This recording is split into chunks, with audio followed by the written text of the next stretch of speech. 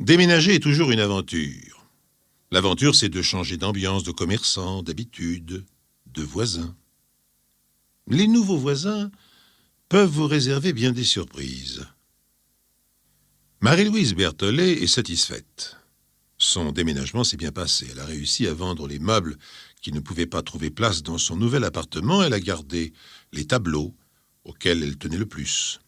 Son 2 pièces est agréable et spacieux. Marie-Louise Berthollet, à ses moments perdus, tire les cartes, sur rendez-vous uniquement. Son appartement donne sur une cour intérieure qui paraît calme à souhait. En bas, des arbres, des fleurs et des oiseaux. Elle caresse Mitsu, sa chatte siamoise, sa seule compagnie depuis que les 2 enfants de Marie-Louise ont pris leur vol chacun de leur côté. Alors, Mitsu, tu crois que tu vas te plaire ici? On sera bien tous les deux? De l'autre côté de la cour, des fenêtres anonymes, des rideaux. Au bout de quelques mois, Marie-Louise a repéré quelques visages, pour la plupart féminins. Mais le bâtiment d'en face est trop loin pour que cela justifie des saluts, même muets. On frappe à la porte de l'appartement de Marie-Louise. « Oui, qui est là ?»« C'est Madame Dubar, la concierge. » Marie-Louise ouvre sans méfiance. Une aventure étrange entre chez elle en même temps que la concierge. « Voilà, excusez-moi de vous déranger, mais j'ai un message pour vous. »« Un message? Et de qui donc? »« De la dame qui habite juste en face de chez vous, dans l'autre bâtiment. »« Ah bon? Juste en face. Je ne vois pas de qui il s'agit. »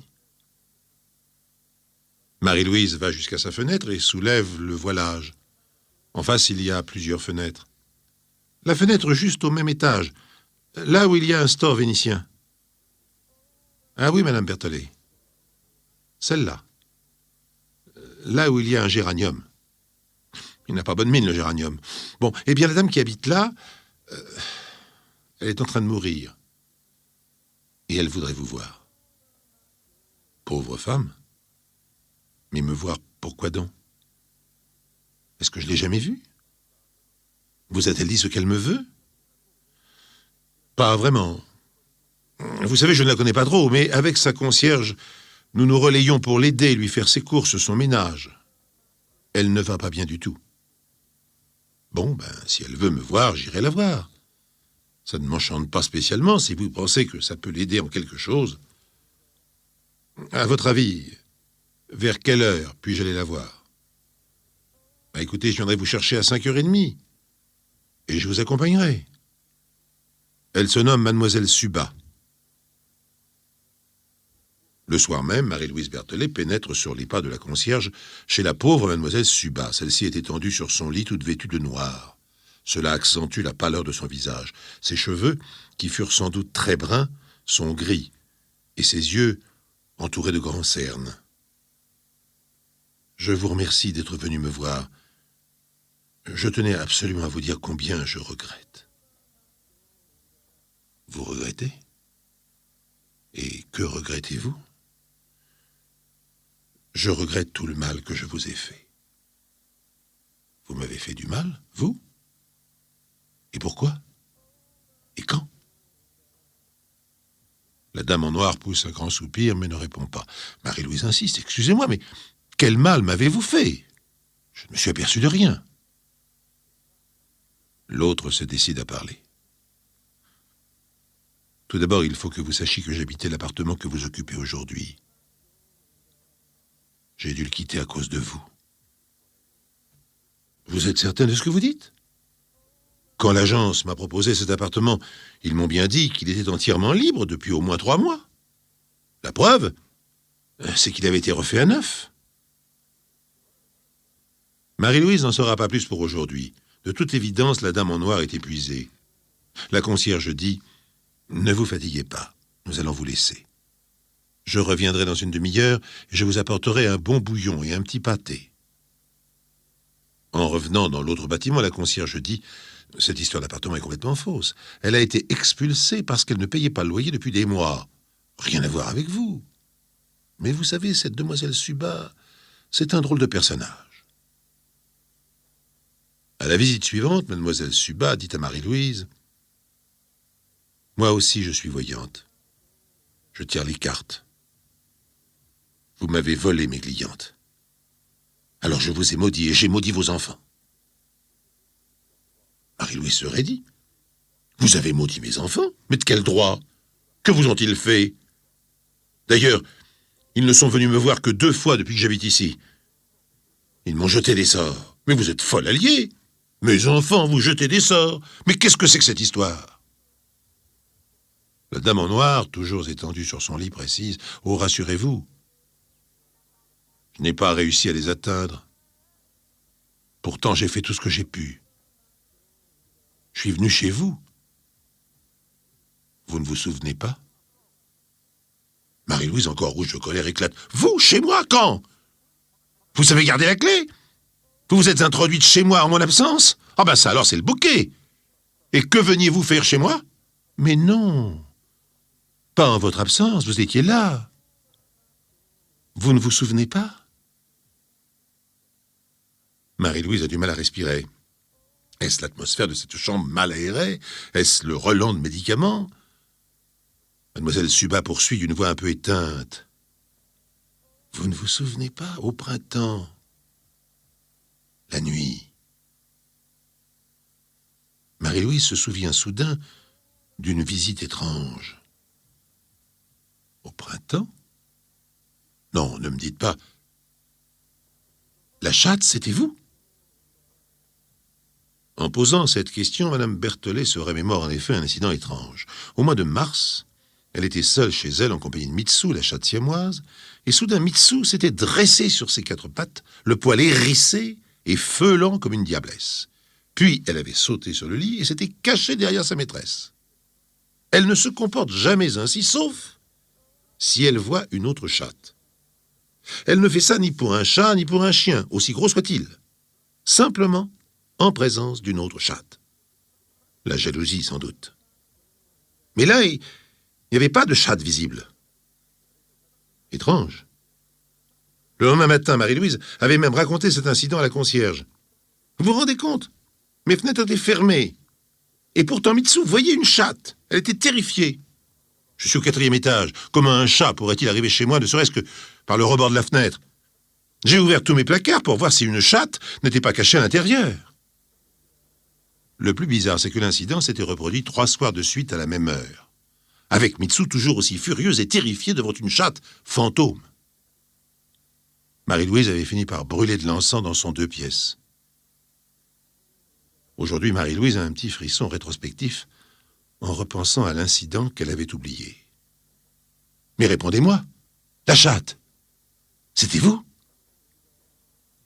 Marie-Louise a entendu parler de ces légendes de femmes qui se transforment en chatte, en louve, en chauve-souris. Mais quand même, nous sommes au XXe siècle. 2 jours plus tard, la concierge, Madame Dubar, vient frapper chez Marie-Louise. Vous savez, la dame d'en face, Mademoiselle Suba? Eh bien, elle est morte hier. Ah, c'est bien triste.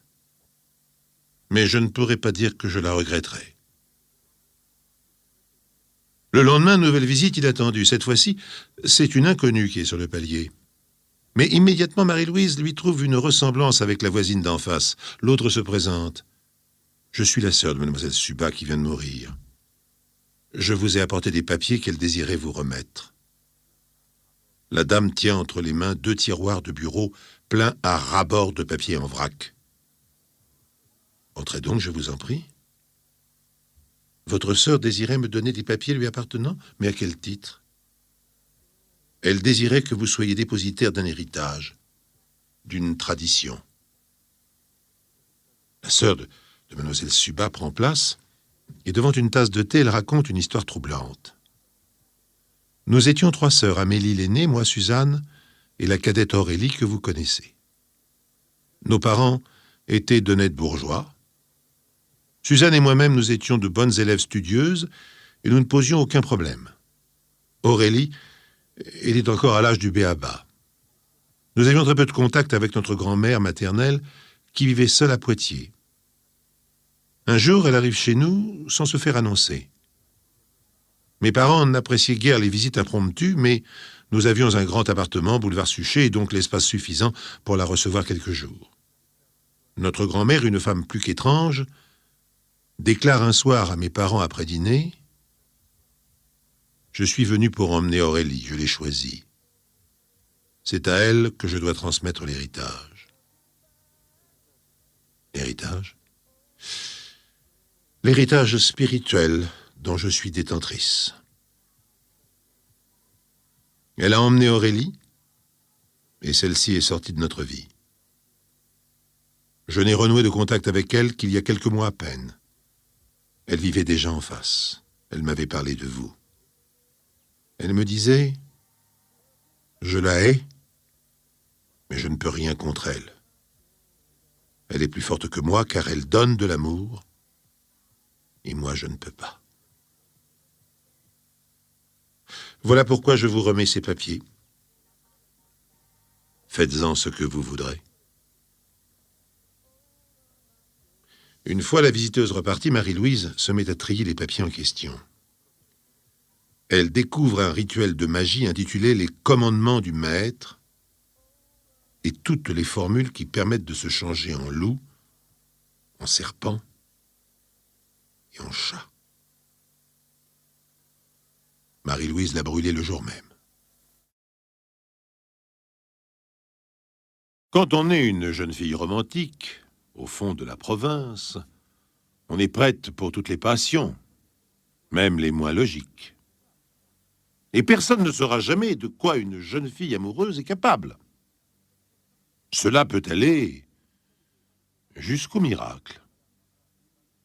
Nous sommes en 1956, au mois d'octobre, et Judith Ferragost s'ennuie un peu. Elle a 19 ans et ne supporte plus la vie de province entre papa, officier de gendarmerie, et Nadège, sa belle-mère. Non pas que ses parents soient des monstres, mais ils ont des idées sur l'éducation des jeunes filles qui datent un peu.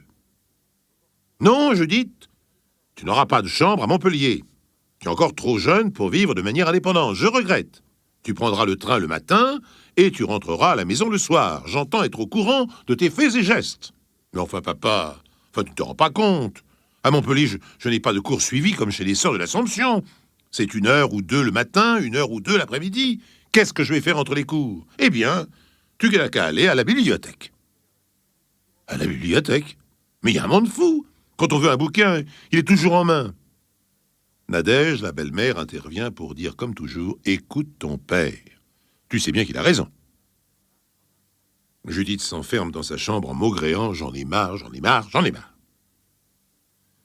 Ce que ses parents ignorent, c'est que la jolie Judith, à force de s'ennuyer entre les cours, a trouvé une occupation à Montpellier. Malgré ses nattes, ses pullovers bleu marine et ses soquettes, Judith a un amant. Le premier. Elle est amoureuse. Mais son amant Clément, un représentant rencontré dans un café fréquenté par les étudiants, n'est pas un mari envisageable. Il a au moins 14 ans de plus que Judith et aucune intention de se fixer. Tout ça pour dire que Judith n'est plus une oie blanche. C'est important pour la suite de l'histoire. Les leçons de conduite que les sœurs de l'Assomption ont tenté de lui inculquer sont loin. Judith se jette sur son lit et se met à feuilleter Paris Match.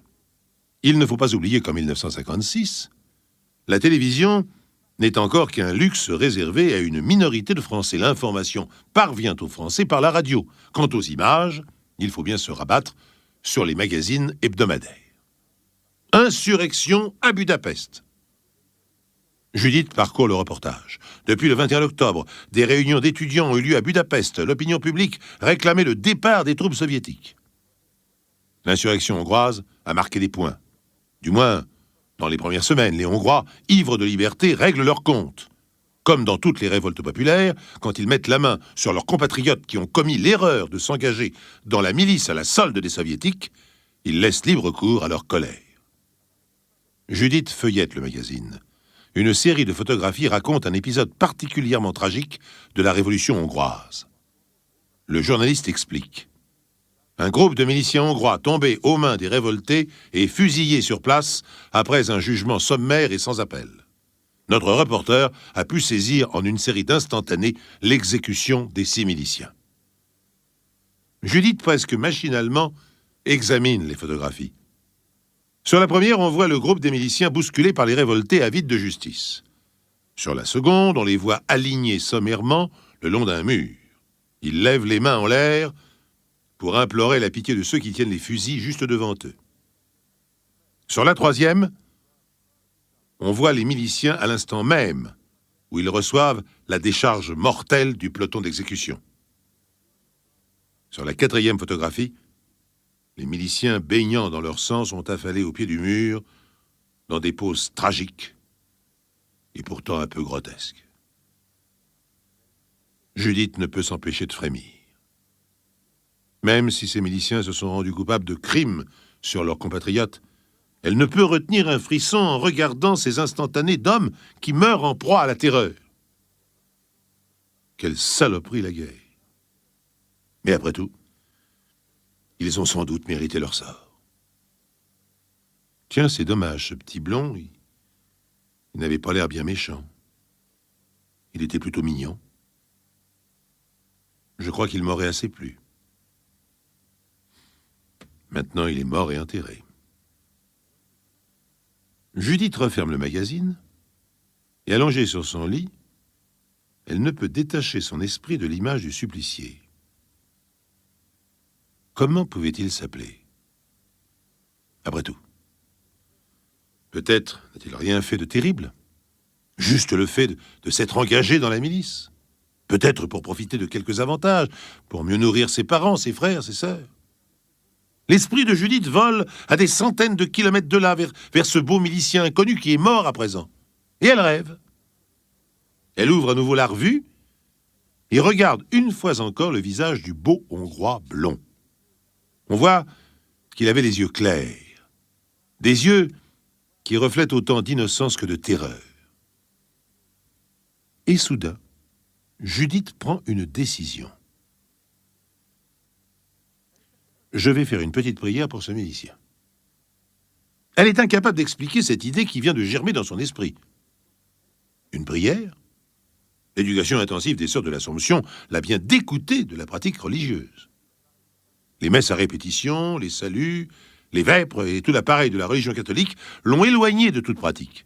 Elle a trop souvent surpris les sœurs en flagrant délit de mesquinerie, de méchanceté, d'étroitesse d'esprit. Judith, à l'âge de la révolte, elle a décidé d'envoyer son missel par-dessus les moulins. Alors pourquoi, soudain, se dit-elle, je vais faire une petite prière pour ce milicien?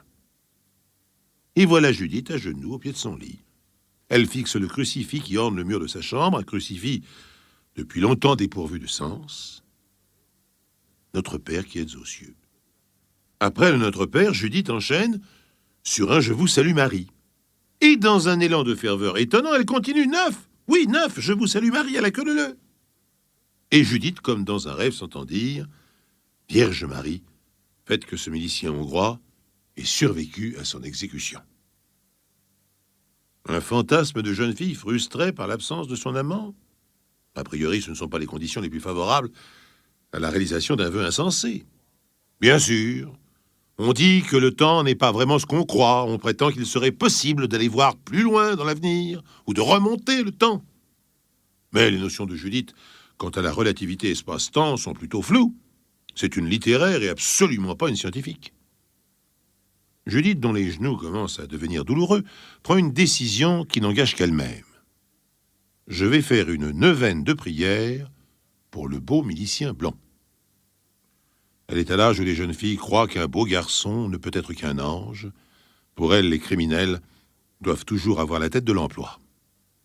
Judith s'est donc engagée à faire 9 jours de prière fervente. Elle est complètement désintéressée. Le milicien hongrois est anonyme. Jamais elle n'aura la moindre chance d'en savoir davantage sur ce garçon qui, de toutes les manières, est déjà mort et enterré depuis une semaine au minimum. Alors, pourquoi prier pour lui? Car Judith ne prie pas pour le repos de l'âme du lointain Magyar. Non, bizarrement, elle prie pour que ce mort soit toujours vivant. On comprend pourquoi le père de Judith se demande parfois si sa fille unique n'est pas un peu folle. Et pendant les 9 jours suivants, Judith ponctuellement s'exécute. À genoux, sur le carrelage froid de sa chambre, les yeux fixés sur le crucifix, elle récite un Notre Père et 9 Je vous salue Marie. sans exaltation, simplement parce qu'elle l'a décidé, comme elle ferait des exercices au piano. Parfois, elle ouvre Paris Match pour jeter un coup d'œil sur l'exécution des miliciens, sans émotion excessive. C'était vraiment un joli garçon. Quel dommage. Non, pas quel dommage. Je prie pour lui, donc, il faut que j'y croie. Il n'est pas mort, il s'en est sorti. Durant toute la journée, Judith oublie un peu sa neuvaine, et celui qui doit en bénéficier. Elle a ses cours à Montpellier. Elle a même l'occasion de revoir Clément de passage dans la région. Il passe des heures exaltantes et secrètes. Judith n'éprouve pas le besoin de mentionner sa neuvaine de prière pour le lointain milicien hongrois. Clément, lui, y croirait vraiment qu'elle est follaillée. Il serait un peu jaloux, peut-être. La fin de la neuvaine arrive. Judith a dit une neuvaine. Au bout de 9 jours, elle arrête ses prières à genoux. Elle cesse complètement de prier. Ni pour elle, ni pour ses parents, ni pour ses amis, ni même pour le milicien hongrois. Elle a dit une neuvaine, un point, c'est tout. 15 jours plus tard, un nouveau numéro de Paris Match arrive. Papa Ferragos est abonné. C'est lui qui a les honneurs de la revue. Après l'avoir feuilleté, il commente l'actualité avec Nadège, son épouse. Quand Paris Match a séjourné depuis quelques jours sur la table du salon, Judith décide de découvrir à son tour l'actualité internationale de la semaine passée. La révolution de Budapest tourne court. Les chars russes écrasent l'insurrection. Le président Imre Nagy a beau faire appel à l'aide des Nations Unies, c'est la fin. 1000 chars russes, appuyés par l'aviation soviétique, investissent de toutes parts la capitale hongroise. L'armée hongroise doit reconnaître son infériorité. La radio insurgée lance un dernier appel au secours. Aidez la nation hongroise, ses travailleurs, ses paysans, ses intellectuels. À l'aide, à l'aide, à l'aide! Les populations hongroises fuient en masse vers l'Autriche. Imre Nagy se rend aux soviétiques sur la promesse d'un sauf-conduit. Nul ne sait ce qu'il est devenu. Soudain, l'attention de Judith est attirée par une petite photographie insérée en bas de page. Et ce qu'elle lit lui fait dresser les cheveux sur la tête.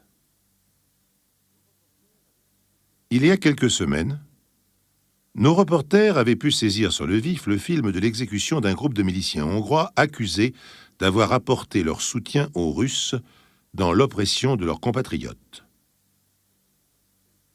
Judith reconnaît une des photographies. C'est celle de son milicien blond, où il se recroqueville, l'œil rempli de terreur. Celle où lui et ses compagnons vont recevoir l'impact de la salve du peloton d'exécution. Judith remarque que son beau milicien blond est, cette fois-ci, entouré d'un cercle qui l'isole du groupe qui affronte la mort. Elle poursuit la lecture de l'article qui dit « Miraculeusement, le milicien qui est signalé dans le cercle a survécu à l'exécution. Laissé pour mort sur le lieu de son supplice, il a été retrouvé vivant le lendemain et transporté à l'hôpital. On sait aujourd'hui que ses jours ne sont plus en danger. La mort n'a pas voulu de lui. » Juliette repose le magazine. Elle se revoit 10 jours avant, commençant sa neuvaine. Serait-il possible que la prière? Serait-il possible que sa conviction ait modifié un destin? Jamais elle ne connaîtra la réponse. Jamais elle ne connaîtra l'homme miraculé. Un enfant est une bénédiction, surtout en Asie, où il est un gage de prospérité et une assurance pour ses parents quand ils atteindront la vieillesse. Mais ce peut être aussi un sujet d'étonnement, d'émerveillement et presque de crainte superstitieuse. Quand Van Min et son épouse Mai ont découvert qu'ils allaient avoir un bébé, leur premier, ils se sont réjouis comme presque tous les parents du monde, malgré la dureté de la vie, malgré leurs petits revenus.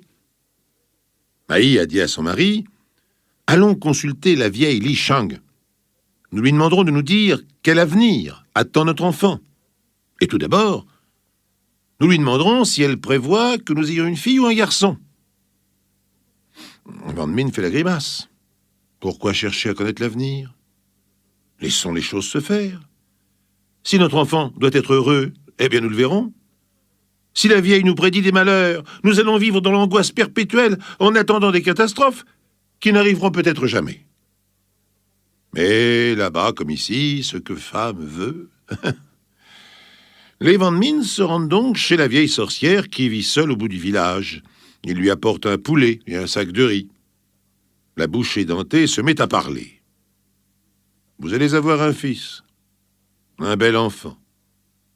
Mais il est à la fois mort et vivant. Et il se regarde lui-même. On en parle dans les journaux, il est célèbre, il a un nom. Et il n'en a pas. Il a un numéro. C'est tout. » En sortant de chez la vieille, Wang Min et Mei restent perplexes. « Alors, t'es contente, hein? Qu'est-ce que ça veut dire? Il est mort et vivant. Il se regarde lui-même. Il a un nom et un numéro. La vieille devient folle. Ou alors, elle a trop bu d'alcool de riz. » Maï doit reconnaître que les prédictions de la vieille lui font une curieuse impression. Et elle est un peu angoissée. Enfin, il ne lui reste plus que 4 mois à attendre. À voir le volume de son ventre, le garçon sera fort, c'est toujours ça. Vient le moment de la naissance, malgré les prédictions de la vieille, l'accouchement se passe sans problème majeur. Wang Min en profite pour enfoncer le clou. « Alors, tu vois, cette pauvre vieille folle dit n'importe quoi, tout s'est bien passé, et notre fils est en très bonne santé. » Et c'est vrai, le petit Chen est un bel enfant. Le teint ambré, les cheveux noirs, les yeux bridés. Ses parents sont heureux et fiers de lui. Il commence à faire des projets pour son avenir. Si nous avons assez d'argent pour lui payer les études, il pourrait devenir médecin ou ingénieur. D'autant plus que l'astrologue du village a prédit, quand il est né, qu'on parlerait de lui dans les journaux. Quand il arrive à ses 10 ans, Chen se plaint de douleurs sourdes au ventre. On est loin de tout hôpital et surtout, on ne dispose pas à l'époque du matériel sophistiqué que l'on connaît aujourd'hui. Le médecin du village, armé de son stéthoscope, procède à des examens et pose des questions. « Tu n'as pas mangé de fruits verts. » Chen fait des grimaces. La douleur l'empêche de parler. « Tu n'as pas bu quelque chose de bizarre. » Nouvelle grimace. Chen est un enfant sage. Il boit ce qu'on lui donne. Le docteur recommande des tisanes et dit « Si dans quelques jours ça continue, on verra. » Les douleurs de Chen continuent. La chose est certaine, l'enfant, qui jusque-là aimait partager les jeux et les espiègleries des enfants du village, passe de longues heures prostré sur son lit. Sa mère et ses petites sœurs se relaient à son chevet pour éponger son front mouillé de sueur et lui faire boire du thé amer. Quand le médecin revient quelques jours plus tard, il remarque « C'est curieux, on dirait que son ventre est plus gonflé que d'habitude. J'espère qu'il ne fait pas d'occlusion intestinale. Ne lui donnez plus de riz pendant quelques jours, uniquement de la salade et des fibres. » Les parents de Chen l'interrogent. « Tu ne t'es pas blessé avec des plantes épineuses. Tu n'aurais pas été mordu par un serpent. » Nouvelle dénégation. On retourne Chen, on le palpe. On recherche en vain quelques traces de morsures. Les araignées tropicales peuvent être dangereuses. Chen subit ses examens avec patience, mais il supporte de moins en moins d'être palpé, tourné et retourné. C'est bizarre, ce ventre qui gonfle toujours. Tran, le petit frère de Chen, remarque en riant « Chen attend peut-être un bébé ?» Une bonne taloche le renvoie jouer parmi les poules qui picorent devant la maison. Le médecin y perd son latin et annonce « Il faudra le transporter à l'hôpital d'Hanoï. Là-bas, ils auraient peut-être une explication que je suis incapable de donner. De toute manière, si son ventre gonfle ainsi, il faudra l'opérer pour voir quel est l'organe qui augmente de volume. » Les grands-parents de Chen disent « Ça fait des années que notre petit-fils a cette drôle de boule sous le foie. Mais depuis quelques mois, elle ne fait que grossir. » Le père de Chen pense que son fils est atteint d'une hypertrophie de la rate. Ici, le paludisme fait des ravages. Notre cousin Van Ling en a été atteint et sa rate est devenue énorme. Le médecin fait la moue. Non, non, c'est pas la rate, c'est mystérieux. Chen part pour Hanoï. C'est une tumeur maligne. Mais d'autres avis éclairés émettent des opinions tout à fait opposées. Pas de doute. Il faut ouvrir. Chen ne réagit pas en apprenant ces nouvelles pourtant peu rassurantes. Quand les chirurgiens ouvrent l'abdomen du pauvre garçon, la surprise détient un moment le scalpel en l'air. Vous voyez ce que je vois? Chirurgien et infirmière restent pantois. À l'intérieur de la plaie béante, pas le moindre doute, Chen est enceint. Un être humain est là, vivant, palpitant. Il ne reste plus qu'à procéder comme pour une césarienne, presque normale. Au bout de quelques minutes, Chen est délivré. Mais qu'est-ce que c'est que cet embryon? Chen est-il hermaphrodite? Absolument pas. Ce que nous venons de mettre au monde, c'est le jumeau de Chen.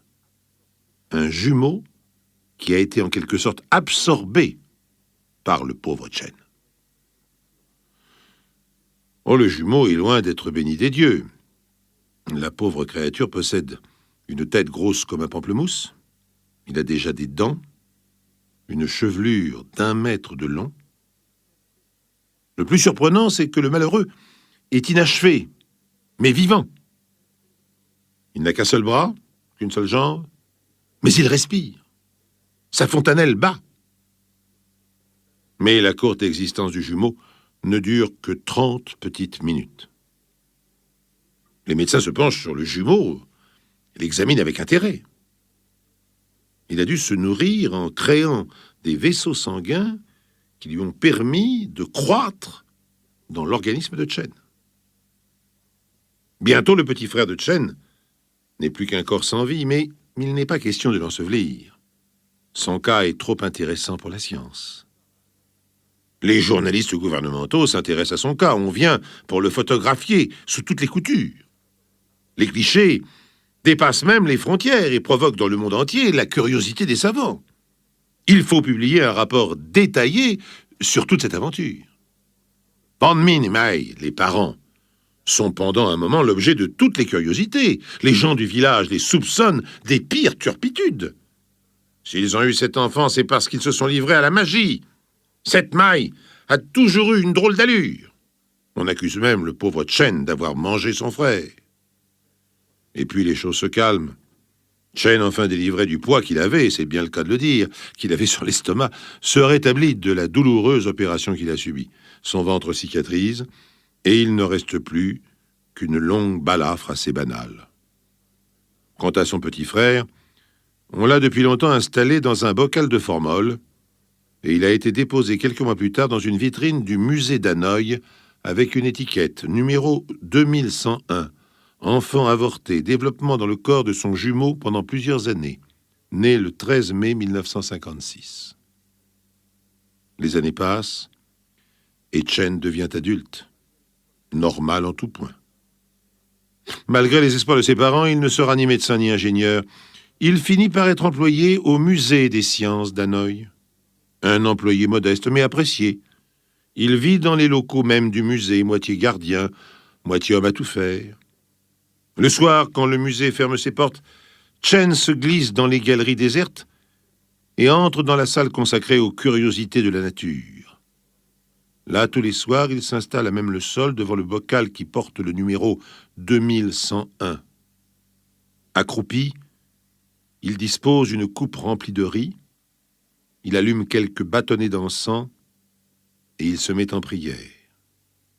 Il prie pour ce petit frère malheureux, cette autre partie de lui-même qui n'a pas eu la chance de connaître la vraie vie, qui n'a même pas eu droit à un vrai nom.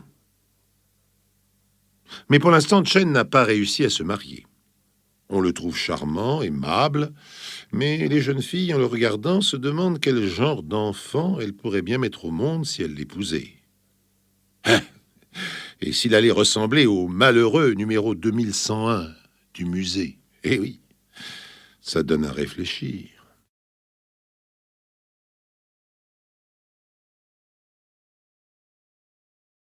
Traverser la Méditerranée, pour peu que l'on voyage confortablement, ce sont des heures de rêve, des nuits à contempler les étoiles, pourvu que le temps soit favorable et pourvu que l'on ne soit pas en pleine guerre. En 1942, la Corse est déjà l'île de beauté. Mais beaucoup de ses habitants, corses ou continentaux, n'ont guère le temps de faire du tourisme. Pour eux, le problème principal est « que va-t-on trouver à manger ?» La famille du maréchal des logis Antoine Carminot est comme toutes les familles de l'île, ou presque. Le père est gendarme, ce qui ne lui laisse pas le temps d'entretenir un jardin potager. Où plantera-t-il d'ailleurs des choux? La mère, Julienne, a fort à faire avec ses deux garçons. Il y a Sébastien, 5 ans, qui promet d'être turbulent. Le père dit « il faudra lui faire du sport, ça le calmerait un peu. » T'as raison, Antoine, c'est déjà un vrai casse-cou. Dès que j'ai le dos tourné, il grimpe partout au risque de se tuer. Édouard, le second, sera peut-être aussi un casse-cou. Pour l'instant, il se contente de jeter à travers la pièce tout ce qui lui tombe sous la main.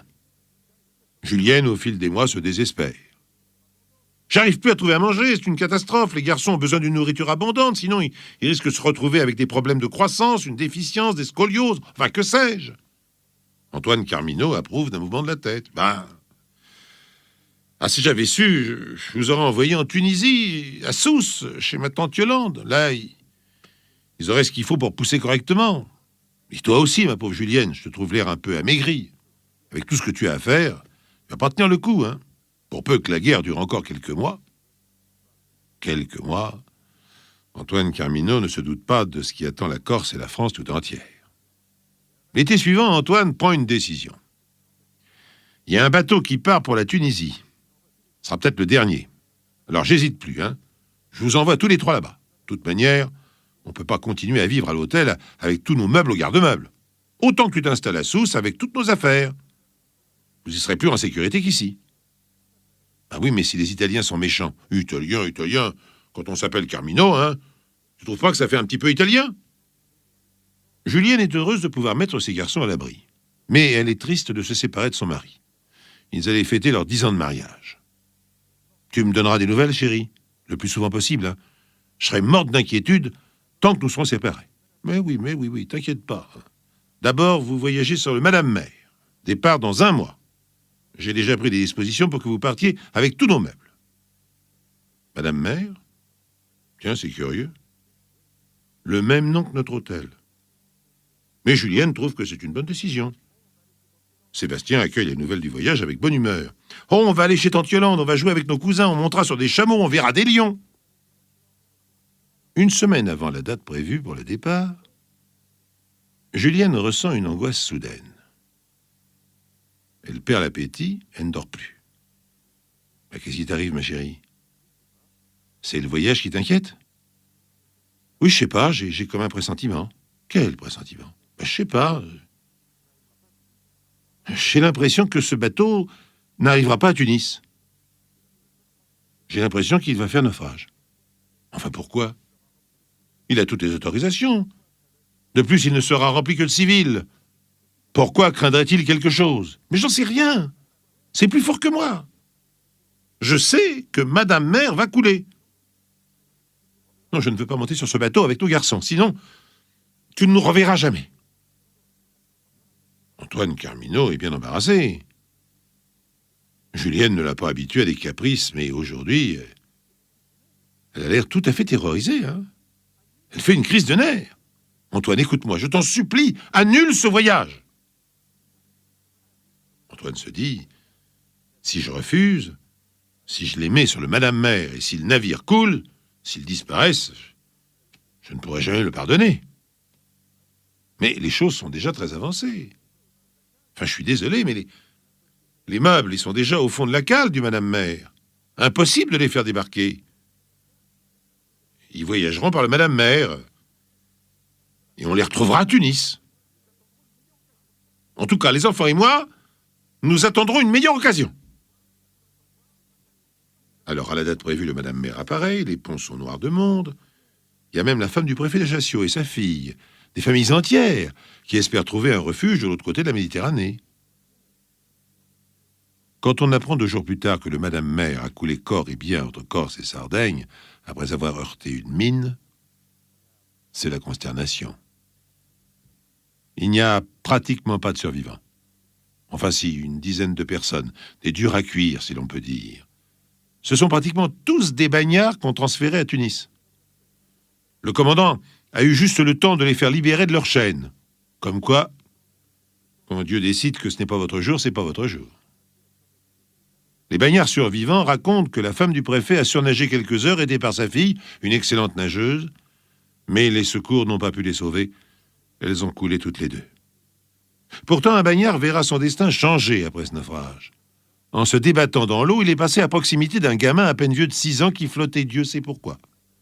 Le bagnard a attrapé le gamin, et pendant 5 heures, il a nagé avec le petit garçon entre les bras, jusqu'à ce qu'on les fasse monter à bord d'un bateau de pêche. Quelques mois plus tard, le bagnard, retrouvé à la liberté, Pétain venait de le gracier pour le sauvetage du petit garçon. Antoine Carminot est bien obligé de reconnaître les dons de voyance, en tout cas les dons d'intuition féminine de son épouse. Ils ont eu chaud. Si elle n'avait pas insisté contre toute logique pour ne pas monter à bord du Madame Mère, Antoine pourrait sans doute pleurer la perte de toute sa famille. Au Julienne est le triomphe modeste. Tu vois, est-ce que je n'avais pas eu raison de rester ici? Oui, chérie, tu as eu raison. Mais c'est quand même dommage que tu ne te sois pas réveillé un peu plus tôt. Si tu m'avais convaincu 10 jours avant, j'aurais pu récupérer tous nos meubles et nos affaires personnelles. Il va falloir tout racheter. Oh, t'es bien un homme. Jamais content. Si ça se trouve, tu aurais préféré récupérer les meubles et nous laisser partir sur ton rafio. En tout cas, pour l'instant, la famille Carminot a retrouvé son hôtel d'Ajaccio. Julienne aime moins cet hôtel à cause du nom Madame Mère. Hein? S'il allait s'écrouler. Bah oui, on ne sait jamais. Un tremblement de terre inattendu. Maintenant que nous avons décidé de rejoindre ta tante Yolande, j'ai hâte de partir. Dès que tu entendras parler d'une occasion, même un autre bateau, ou alors même un avion, hein. Effectivement, quelques semaines plus tard, Antoine arrive avec des nouvelles. Un avion va décoller pour la Tunisie dans 4 jours. Quelques officiers, et on fera le plein avec des civils. Des familles de militaires qui voudraient rejoindre Tunis. Je vous ai fait réserver 3 places. T'es toujours d'accord? Mais oui, ça sera mieux pour les enfants. Pas d'intuition négative cette fois-ci? Ça ne te fait pas peur de quitter le plancher des vaches? Non. Pour l'instant, je me sens calme. Après tout, ce ne sont que quelques heures de vol. Un vol sans escale, je suppose. Oui, ma chérie. Ça me fait un drôle d'effet de penser que dans 8 jours, vous allez vous envoler. Ah, c'est moi qui flanche un peu. Je me demande quand nous allons être réunis. Pas de réponse à cette question, Julienne prévient Sébastien et Édouard. On va monter dans un gros oiseau de fer, et hop, on va retrouver la tante Yolande et les cousins de Tunis. Le jour du départ, fait un temps magnifique. Antoine reste un long moment à regarder l'avion qui emporte sa femme et ses fils. Le soleil brille, le ciel est sans nuages. Tout ressemble au présage d'un vol sans histoire. Au moment où l'avion passe au-dessus de la Sardaigne, Julienne est déjà occupée à maîtriser Sébastien. À peine l'avion a-t-il décollé que le gamin a détaché sa ceinture et qu'il s'est précipité vers le poste de pilotage en hurlant « Je veux conduire l'avion, je veux conduire l'avion !» Julienne est en train de le